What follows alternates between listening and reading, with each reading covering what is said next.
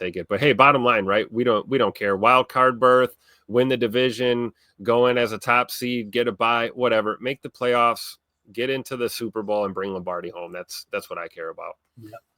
I'll tell you, Tim, if you're going to bring the Lombardi home, that defense is. I don't think it needs to take a huge step forward, but it can't take a huge step back. There's a little buffer for it to take a slight step back. And you guys have heard me talk about that this offseason, right? One of the reasons I mention it is because teams now have all this film on Jeff Hafley's defense as where they didn't have it last year. So they're going to be more prepared going into this season to attack Jeff Hafley's defense. Now, the question for Jeff Hafley is, hey, we finished as legit a top 5 defense, essentially is what it comes down to. But, borderline top 5 overall, but definitely in the top 7 or 8. So now, do you just continue doing what you're doing until other teams prove they can really attack you? Or do you adjust before they adjust? Because you can kind of overcorrect there, right? And when I talk about that, I haven't been really, really specific, but when you start to add wrinkles to a defense, Tim, you're asking for trouble. Now, the positive, there's pros and cons to every adjustment that you make as a coaching staff, whether you're at the NFL, pro, or high school level. But when you make those adjustments, you got to know if it don't work, hey, let's deviate back a little bit. But the problem is if you hammer one thing all training camp long, and then once you come out of training camp, 2 games in, you go, all right, I got to scrap that crap. Your team is going to lose all confidence in it. You know what I mean? So you got to kind of be even keel. Whether it's offense or defense schematically, it's like Jell-O. You can push it, just not too hard. You know what I mean? That's Jeff Hafley, man. I think that our DC man is a guy that, to me, he strikes me as a guy that is not going to get complacent. He's not going to get comfortable. He's not going to just lean on the old, hey, this is what we do here and this worked, so why mix it up? I don't think he's going to do that. But I also don't think he's going to throw out the whole scheme and just, have no backbone and constantly try and reinvent himself all the time. So I think that's a great point, Clayton. You want to stress these things in camp, throughout your mini camp, your OTAs, and then you get through training camp preseason, you get your install in, and you want to build in that flexibility. You want to build in the versatility, the different looks, so that if you're in week 8 and something happens and you're making a change on the fly in the game, your team does have confidence because this is what you prepared for all year long. And it was kind of built into your scheme to be adaptable. I'm sure we'll get into further detail, but we talked about Coach Covington coming into the fold here and wanting to mix in some of those 34 looks and wanting to, get creative with the defensive front. And I think Jeff Hafley is a guy that's going to be all for that. And I think this defense will have an identity, but I think we will adapt and improvise and overcome, as the Marines would say. Right, Clay? Absolutely. All right. So we're going to nerd out here a little bit. All right, guys, it's going to be almost like a chalk talk segment. So stick with me. I didn't dive completely in, but when you hear me say you got to be a little bit careful on how much you put on the player's plate, you go back to Joe Barry, his first year as a defensive coordinator, your defense got better. And then as time went on, they declined, right? And Tim, how many times did we see blown coverages, right? We've seen, I hate saying casual fan because it sounds like I'm insulting people, but there's a portion of the fan base and some people who have a huge following on this damn defense, Joe Barry this, Joe Barry that. And I'm going, Bub, he didn't leave that space on. He didn't go, you know what, guys, don't worry about the middle of the field. When you see a huge void, someone blew a coverage. Someone crapped the bed, right? So I'm going to talk about how, keep in mind, he played the Fangio style defense. At least that was the plan coming in. And then they realized, crap, we can't do this. So they went more middle field close and buzzed a lot as opposed to playing with 2 on the shelf. But I'm going to give you just a little glimpse into match principles and how difficult it is for these players to not only learn the scheme, learn the system, but also be able to adapt and make decisions in real time. And then, of course, we can't ignore the fact that our roster got a lot better with the addition of an Xavier McKinney, Edgerrin Cooper, Evan Williams, players like that, right? So, again, hang with me, and I'm going to try not to nerd out too much, but I just want to give you guys an idea of what I'm talking about when I say this stuff, okay? I'm going to zoom out just a touch because I'll just kind of read it. But here we go. When Jeff Hafley arrived in Green Bay, of all of the talking heads began making assumptions as if they were experts on understanding the complexity of NFL defenses. Many media members began spouting that Jeff Hafley was going to play an aggressive man coverage defense, including but not limited to press man. Tim, do you remember that? We're going to play press man, baby. Let's go. No more cushion. We're going to get up on the line and jam everybody. Every single play, every week, every matchup, press man. Let's go. And I was sitting back going, man, people are going to, like, I remember getting angry at the media members thinking, y'all are setting these fans up to be angry all year. And yeah, they love it because it builds engagement for their accounts and their, Yep, exactly. Yeah. So what followed was totally the opposite. Rather than increasing man coverage, Jeff Hafley went back to the roots of his cover 3 zone upbringing, one that originates with the Legion of Boom days in Seattle, but with a twist. Hafley chose to press into cover 3, cover 2, and cover 6, all zone looks with match potential, meaning there can be match principles, but you could tell he really throttled back the match. If you guys don't know what that means, it's matching patterns. Okay, so you can run a zone defense, and if you're playing like a cover 2 match or a cover 3 match, it's if and then, meaning if the receiver does this, then my coverage becomes that. So again, you're forcing your players to read what the receiver is running and play with the proper technique, with the understanding that the guy behind you is going to be in his spot, and understand that if you're playing poach and all these terms, you'll hear me say stuff like poach and clamp and all these different techniques that we talk about all the time.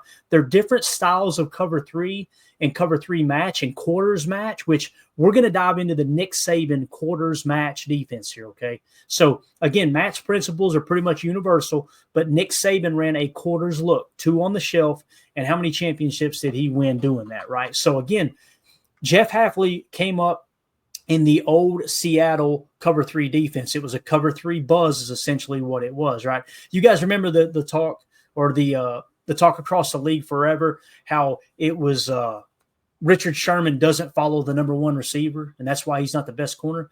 This is why, because they played predominantly zone defense. Doesn't mean they didn't play some man, but they played mainly cover 3 buzz. And you'll see here with buzz, again, the corner drops in the deep third.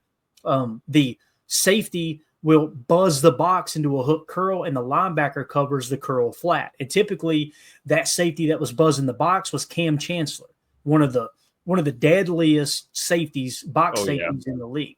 Now you had Earl Thomas, I think it was his name, right? Earl Thomas was patrolling center field and playing post safety in that middle field close cover 3 look.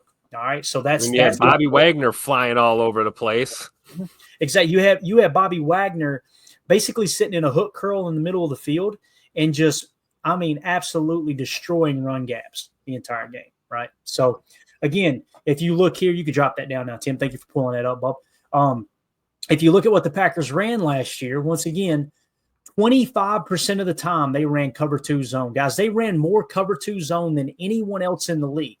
And keep in mind, going into the season, the experts were saying we were going to play man. Guys, we only played cover 1 man 16% of the snaps, cover 0 3%, and 2 man under, which is 2 deep safeties, man coverage underneath, less than 1% of the time. Explain why we drafted all these corners that only can play zone. They're not man corners. So cover 2 zone 25% of the time. We played cover 3 zone 33% of our defensive snaps. We played cover 6 12% of the snaps, and cover 4 9% of the snaps. So keep in mind, if you're wondering what cover 6 is, first of all, you got to ask yourself, what's cover 2? Cover 2 is 2 deep safeties, right? They're responsible for half of the field deep. All right. And then everybody else is blanketed underneath. You can mix and match a little blitz if you like. All right. So that's cover 2. Then when we went to cover 3, it's 3 deep. Typically, it's the outside corners deep third, and you got a post safety deep middle third, right? And then when you go to cover 4, it's exactly what it sounds like. 4 deep. Everybody's responsible for a quarter of the field if you're playing just simple country quarter spot drop, which is drop and cover a zone. You're not matching patterns, right? So cover 6 is a combination, okay? Cover 6 is a combination between cover 4 and cover 2. So half the field is cover 2 zone. The other half is cover 4, okay? And you can flip and flop if you want the – I personally like the cover 4 side to be the field side and the half to be the boundary. but you can also trick people into attacking underneath. If you put on tape for week in and week out, you're playing quarters there, they'll attack underneath. And if you go with what we call a cover 9 look, where you'll actually put the cover 2 side on the field side, the big side of the field, and then the cover 4 on the weak side of the field, or not the weak side, but the boundary side, the short side of the field, you can kind of play what they call clamp, and you can force them into throwing underneath, right? So we'll talk about all that here in a second. I just want to point out that's what we actually ran last year, was predominantly cover 3 zone, Jeff Hafley getting back to his roots, just like we said, cover 2 25% of the time, and cover 6, a combination of cover 4 and cover 2 12% of the time. All right, let's carry on. With 1 year under his belt, now the question becomes, do we add layers to keep things simple? For me, the answer is easy. Keep things simple. All right. It became a common pastime for Packer fans to make fun of Joe Barry for having large open voids in his defense while in Green Bay. The reality is Joe Barry's defense was not designed with large voids. Those voids were miscommunications, errors by below-average players like Eric Stokes, Darnell Savage, Jonathan Owens, and Devondre Campbell. Let me hit timeout here for a second. There's going to be some people who are always defending Joe Barry. If I'm defending Joe Barry, then what you're telling me is you would rather have Eric Stokes over Carrington Valentine, right? Or Eric Stokes over Nate Hobbs, who they signed this year. Hell, Eric Stokes over Keyshawn Nixon. Not going to happen, right? You're also telling me you would rather have Darnell Savage over Xavier McKinney. That's laughable, right? Okay. You're also telling me you'd rather have Jonathan Owens over Evan Williams. See? And then, of course, probably the biggest laughable side of this, you're telling me you'd rather have Devondre Campbell over Edgerrin Cooper. Stop playing. All 4 of those key positions for playing pass defense, right? We upgraded by literally flipping the roster, okay? Now, again, the reason those voids were there were you had these guys that didn't have 2 brain cells to rub together in trying to play a match defense, and that's why in the second half of the season, the defense got better, and it got better as you got in the playoffs, because literally Matt LaFleur stepped in and said, stop it, Joe. They can't do it. We're going middle field close from here on out. And went to a cover 3 look. And then you end up firing Joe Barry. You scrapped half the players that were, complaining and moaning about the defense they were being asked to run. And then you go out and you get a guy who grew up in a cover 3 defense, and you went predominantly 33% of the snaps on defense, cover 3 middle field close. So, again, don't listen to what coaches and GMs say. Watch what they do. They do, yep. So, all right, now, insert this guy right here, this madman, Nick Saban. All right, let's talk about his defense a little bit, and let's talk about what caused the errors. What caused the errors? Sure, some of it was lack of talent. A lot of it was lack of talent, right? I would even say it was the majority of the problem. However, with Joe Barry's defense came match-heavy principles. Now, Jeff Hafley is faced with the questions, do we try to advance the defense with more matchy play calls? My answer is only on a minimal basis, if at all. Hafley's defense was not void of match calls, okay? So don't take this the wrong way. We were just playing spot drop the whole time. That was not the case. There were match calls. We talked about it on Chalk Talk. Yep, Tim, I think that's match right there. We would talk about why it was match and why we thought it was match, okay?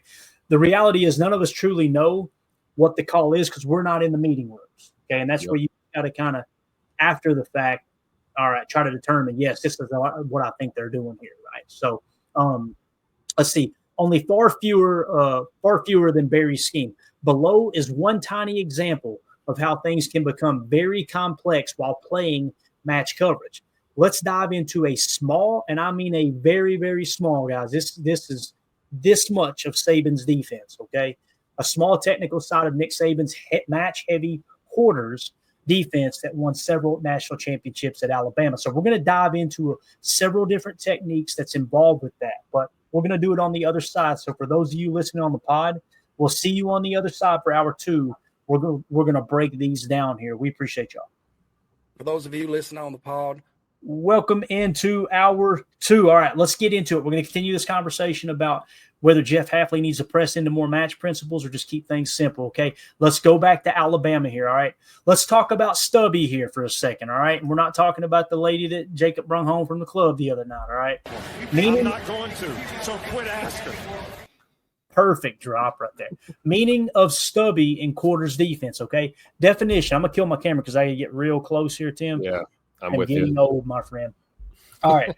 Stubby describes a short, controlled jab step or punch used by a cornerback to engage and briefly disrupt the release of a wide receiver at the line of scrimmage without fully committing to a jam or press technique. So it's kind of the mindset of a jam or a press, but you're not fully committing to just jamming all outright, okay? The goal is to slightly delay the receiver's route timing while allowing the cornerback to maintain proper positioning to read and react to the route, pattern matching, and cover their assigned zone or man within the quarter's scheme, all right? The execution, the cornerback uses a quick, compact movement, often with their hands or a small step to, quote, stub or bump the receiver, then quickly retreats or shuffles to stay in phase with the receiver's route while keeping eyes on the quarterback, which is absolutely huge in match, and the developing play.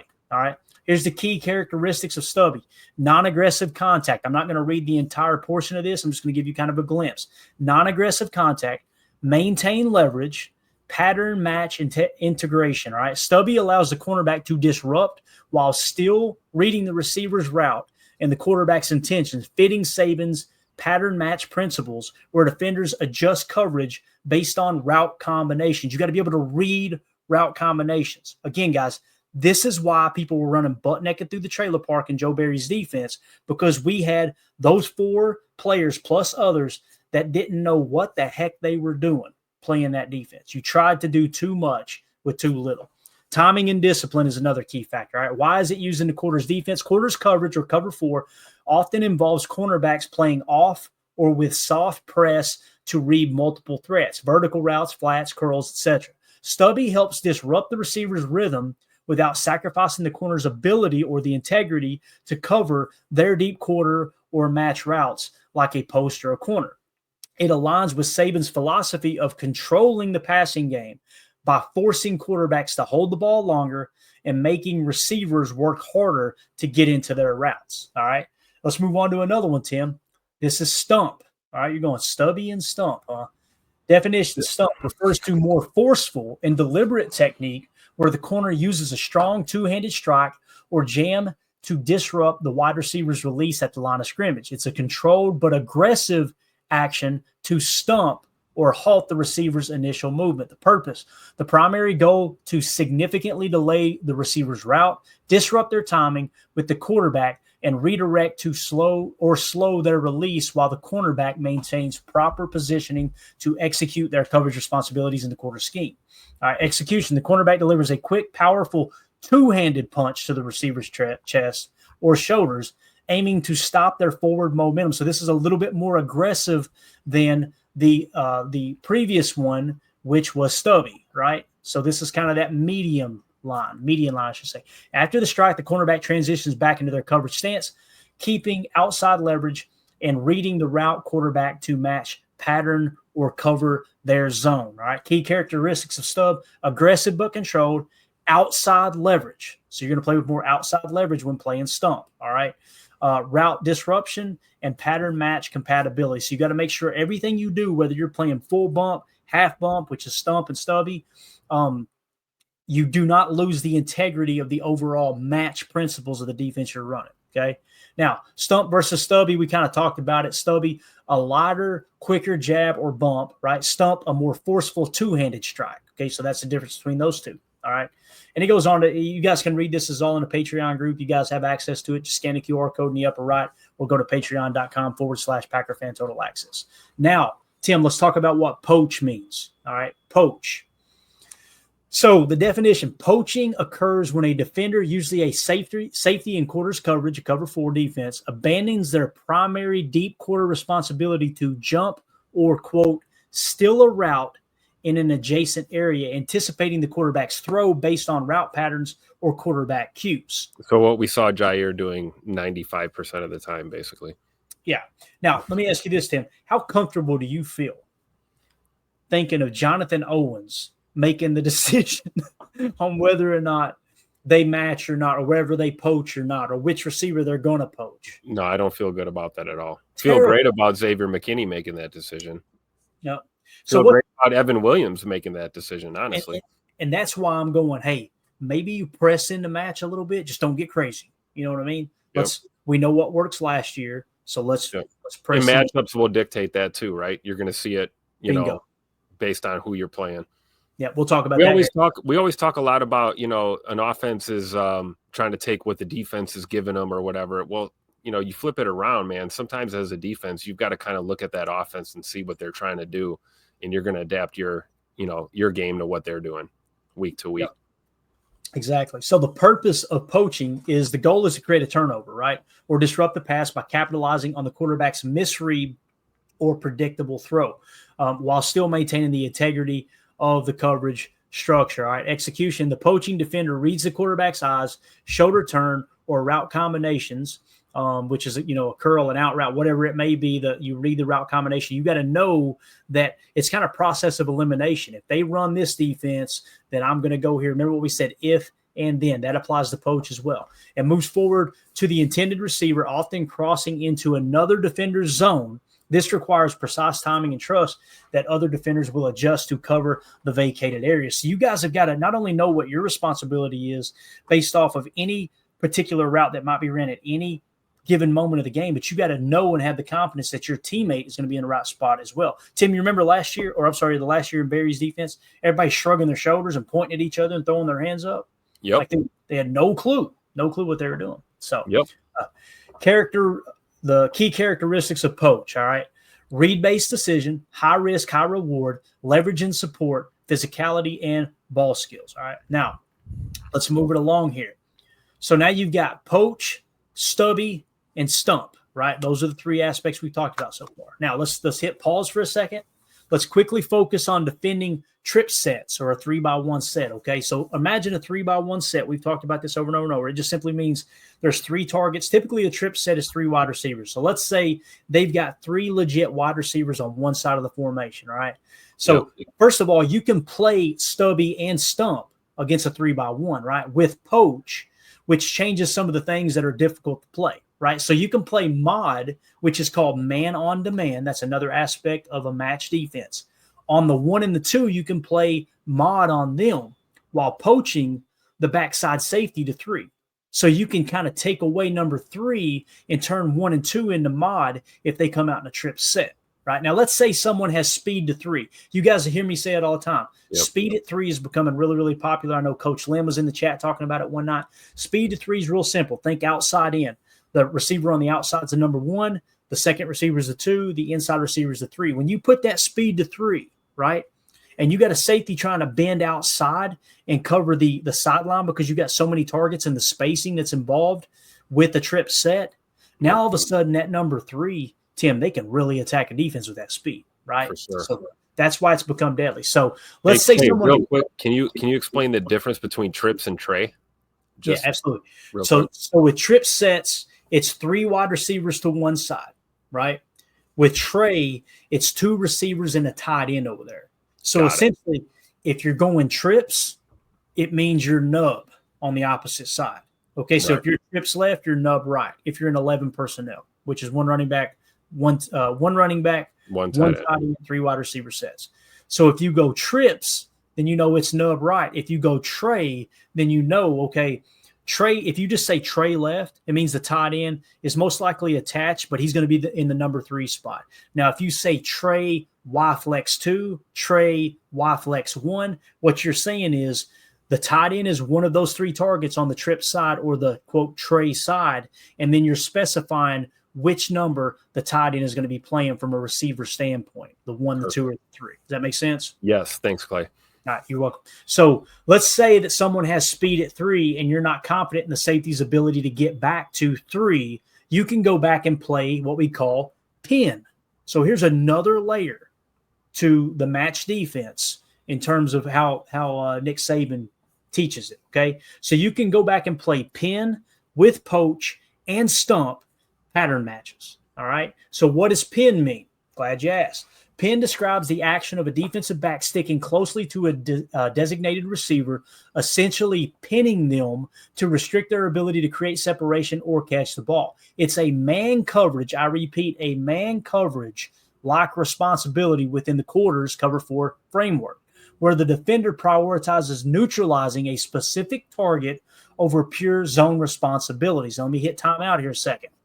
Go back to where Nick Saban got one of his first coaching starts. You got to go all the way back to 1995 in Cleveland, where he was the defensive coordinator for Bill Belichick, who was the head coach of the Cleveland Browns. You guys tonight, here's your homework assignment. When we get done here, go stay on YouTube, type in Cleveland 95, and it'll be a NFL Films documentary on that 95 season. You'll see a young Nick Saban with birth control glasses. Meaning he ain't getting nobody pregnant wearing those glasses, I promise you. Okay? I'm not going to, so quit asking. Now, think about this, Tim. Back then, he and Bill Belichick developed what they call Red 2, right? Which is another – we do not have time to get into Red 2. Trust me. I remember this. Yeah. I remember that, yeah. What Saban did was he took the principles and the matching aspect of if and then that he and Bill Belichick created in Red 2, and he basically said, you know what? Let's start putting 2 on the shelf to deter teams from taking shot plays and reduce their explosive plays in the passing game. And why don't I add in the Red 2 principles, or at least a portion of it? That's how you come up with quarters match. So everything is constantly evolving, and the game of football is cyclical both at the college and pro level. That makes sense. So The purpose of pin is the goal is to take away a primary dangerous receiver, right? It could be a star wideout or a tight end by denying them space, disrupting their route, and preventing the quarterback from targeting them effectively. So you're kind of shutting them down. If you think about Bill Belichick in New England, think about this, Tim. They create a Red 2 together in Cleveland. Saban goes on to Alabama and turns it into a quarters match defense, which wins multiple national championships. And Bill Belichick, with this similar mindset, said, you know what? I'm going to take the pin approach of what we did with Red 2, and I'm going to turn it into a bullseye defense. So what he would do is take his, rather than putting his number 1 corner following the number 1 receiver, Tim, he would take the number 1 corner on his defense and put it on their number 2 receiver. And you go, why would you do that? That's a disadvantage. You would think so, right? But you're taking your number 1 and putting it on their number 2, okay? Now all of a sudden their number 2 is taken completely out of play because your best corner is overmatching a less than stellar number 2 wide receiver. And then he would double team the number 2 receiver or the number 1 receiver. So think of it from a quarterback's perspective.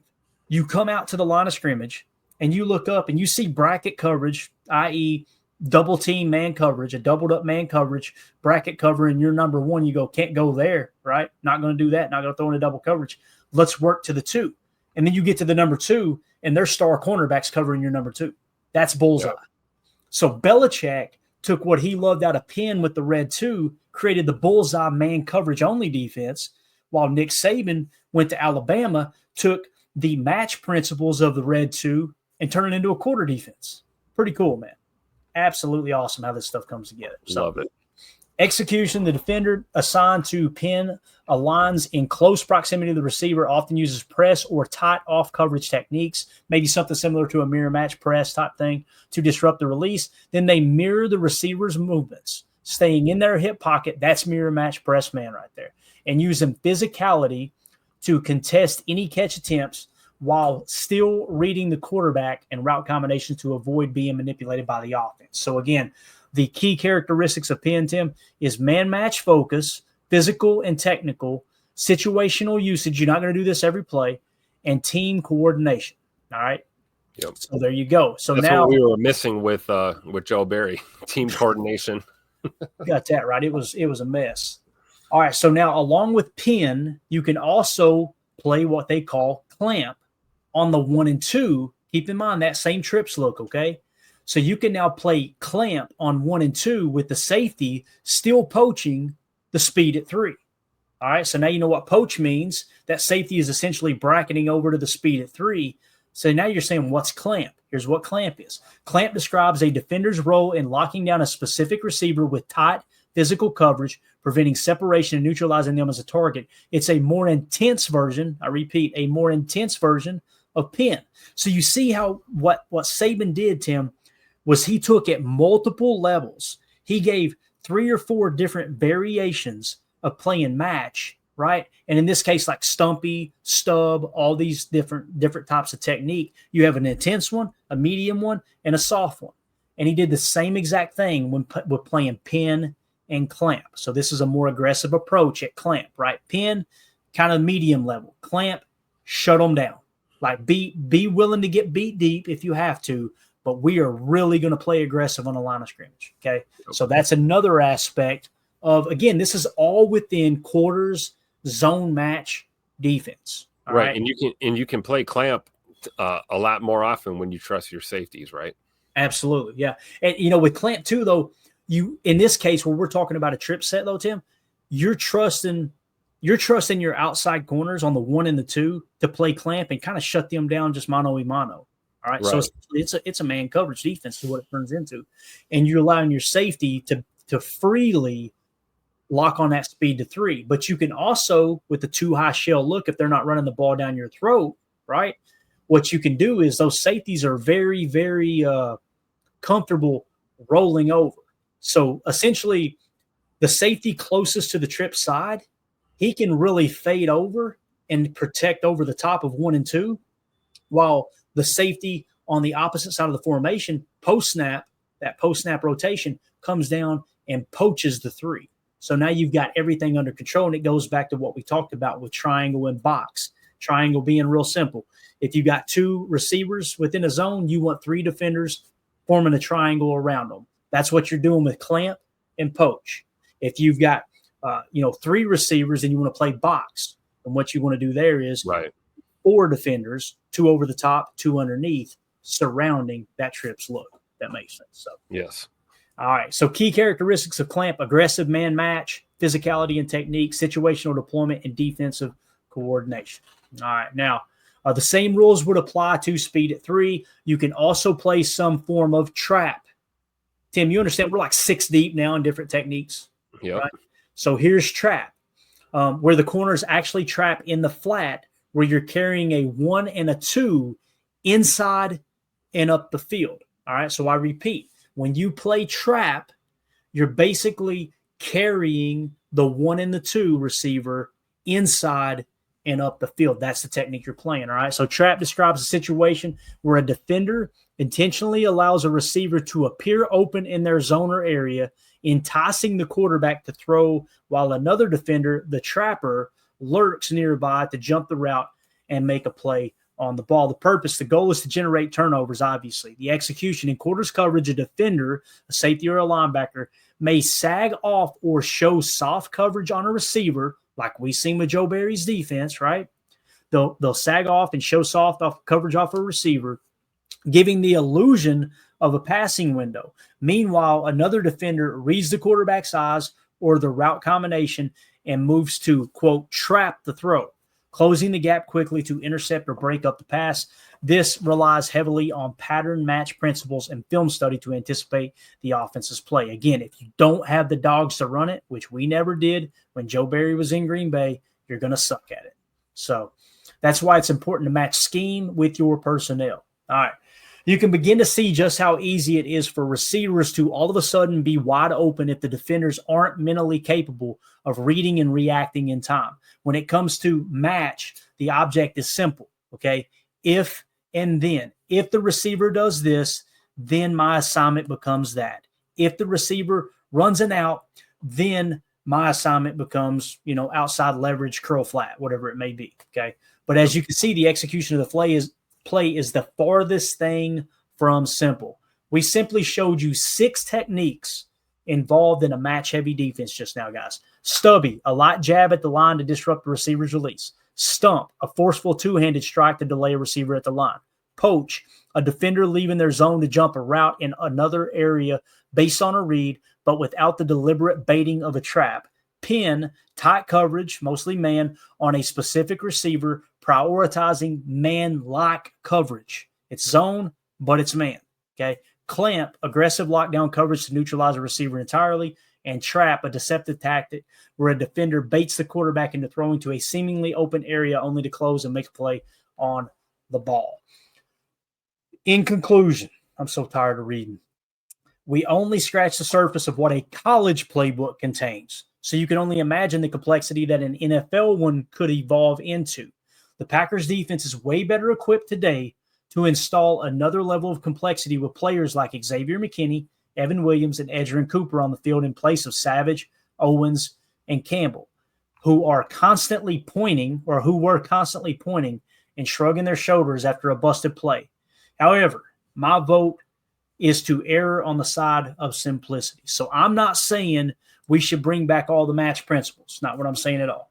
All I'm simply saying is you now have the dogs. You have the horses in the freaking stable that if you want to take a little step into more match, you can do it this year. So that becomes the question for Jeff Hafley. When we talk about the defense may take a step back, that's what I'm talking about. Because one of two things are going to happen, Tim. You're either going to stay the same with your scheme and offenses are going to catch on and you got to adjust. That's probably going to cause a little bit of a step back, nothing huge.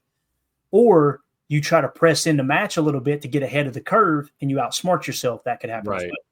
But if you press in the match and these teams are wasting all that time watching the tape from last year, you might jump into a top 3 defensive spot. Yeah. And knowing Jeff Hafley, his brain's probably operating that way too, right? You know, like yep.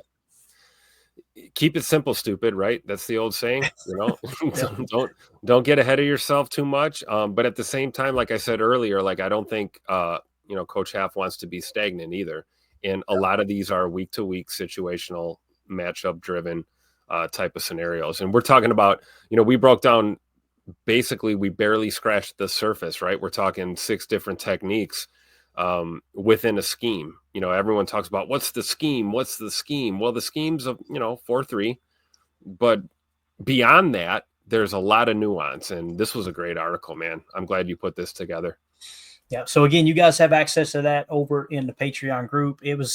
I got off work at about 3, Tim, and I'm like, how can I describe what it is I'm trying to explain when I say they could take a slight step back and you don't want to make things too complex, but at the same time, you're more equipped today than you ever have been to take a step forward. That's the best I knew how to do it. And again, with a very, very minute, I don't want anybody to get the misinterpretation or the misrepresentation, I should say, that this is Nick Saban's quarter match. Guys, this is like that much of it. Much of it.